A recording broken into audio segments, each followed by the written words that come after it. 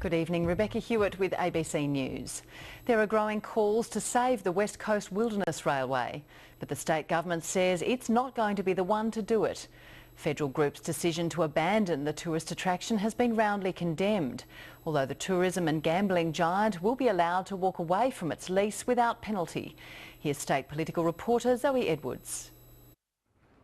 He's the minister with a costly tourist railway and without someone to run it. My diary's just gone ballistic. The Federal Group will stop operating the West Coast Wilderness Railway at the end of April, just 10 years into a 20-year lease with the state government. But the tourism giant won't be penalised. They have fulfilled all elements of that lease and there are no sanctions within that in relation to them not able to continue to run the app railways. A $20 million infrastructure upgrade is at the centre of the deal's collapse. The Federal Group went to the government last year requesting the cash. The minister said no.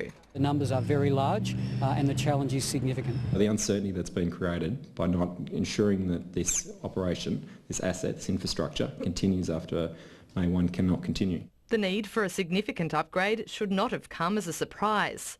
We really had $20 million or not much more to do a $100 million job, so of course we had to use second-hand sleepers.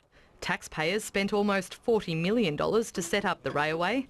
Both the Liberals and Greens don't want any more state money invested. We want to do what we can to support all tourism ventures. The best way for government is to provide that support through increased marketing campaigns. There may be an opportunity for some of the Forest IGA money to be used to invest in infrastructure at the Apt Railway. The Premier was happy to front the cameras but wouldn't take questions.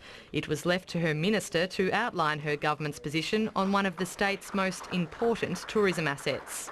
The position we need to get to is that there's a sustainable business model. You can't expect taxpayers to continually funding such a large loss-making operation. The best hope of saving the railway appears to be Commonwealth funding, and in an election year that may not be out of the question. Zoe Edwards, ABC News. The railway's closure will cost 50 direct jobs and many more indirectly. But West Coasters aren't giving up yet. They've organised a community crisis meeting later this week to try to keep the tourist attraction alive. For many tourists, it came as a surprise. Arriving at the station in Queenstown, they were told it was the end of the line for one of the world's great wilderness train rides. Oh, that's tragic. Yeah, that's a shame. Everyone talks about it and everyone that's been on it has just loved it. Visitors are backing calls for the Tasmanian government to pull out all stops to save the West Coast Wilderness Railway. I think the train is a great thing and it's been going forever. I think they should keep supporting it. West Coasters are still coming to terms with the Federal Group's announcement it'll break its lease with the state government and close the attraction in April. Devastation, sadness, complete awe of this outcome. Nobody was expecting it. The tourist operator says the heritage train experience makes a big impression on those who take the meandering journey through World Heritage Wilderness.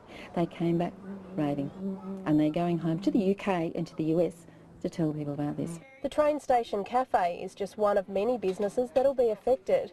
It'll close, devastating the owner who took over less than 6 months ago. Just wake up to yourselves. There's so many people going to be out of work here. 48 staff from the train yesterday, 8 of my staff plus me. Many community leaders want the railway upgraded with funding from state and federal governments, but they say it needs to happen quickly.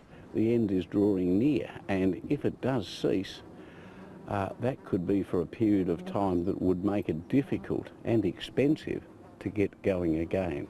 There's likely to be a big turnout at a community meeting in Queenstown on Thursday. Government ministers are expected to face a hostile reception from tourism operators, business leaders and the public who are desperate to keep the tourist attraction open. Selena Bryan, ABC News, Strahan.